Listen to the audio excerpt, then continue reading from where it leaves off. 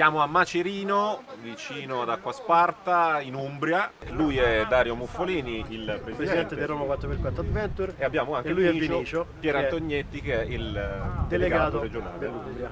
Posto veramente fantastico, poi lo vedremo, è un borgo, e l'hanno scovato i ragazzi del Roma 4x4 Adventure per organizzarci la penultima prova del trofeo regolarità Centro Italia. Questo trofeo si svolge quasi prevalentemente di notte, come potete vedere, e i concorrenti dovranno portare una media oraria, diciamo, sulle prove speciali di 36 km all'ora, sui CO di 30 km all'ora.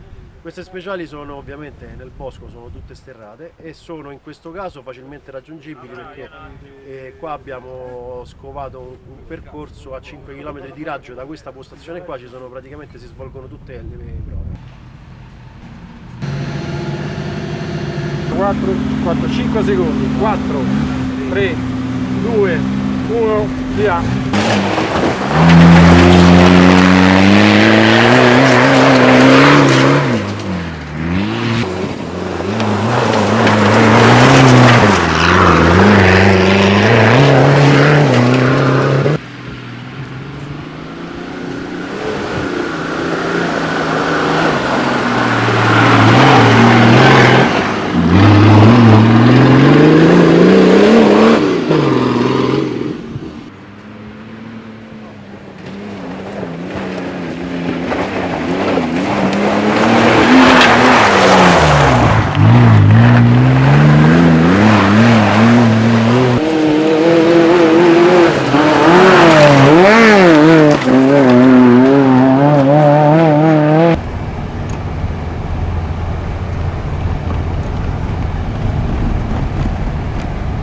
Stiamo andando al riordino della gara, quindi vedremo arrivare le macchine dopo una prova speciale, poi vedremo il riordino dove pare ci sia una sorpresa.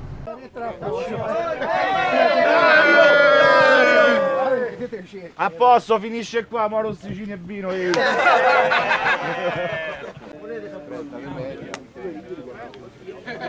Arrivati giù,